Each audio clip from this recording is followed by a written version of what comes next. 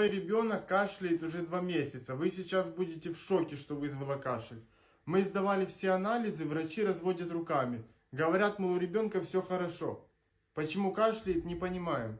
Пообщавшись с другими родителями, мы выяснили, что такое было не только у нас. Что мы только не перепробовали. И разные лекарства, и травы, и ингаляторы. Не помогало ничего от этого удушающего кашля, особенно по ночам. Проблема была в игрушках Киры, но не простых игрушках, а китайских. Многие родители жаловались на популярные сейчас лапки, а у нас оказался вот такой вот пингвин антистресс.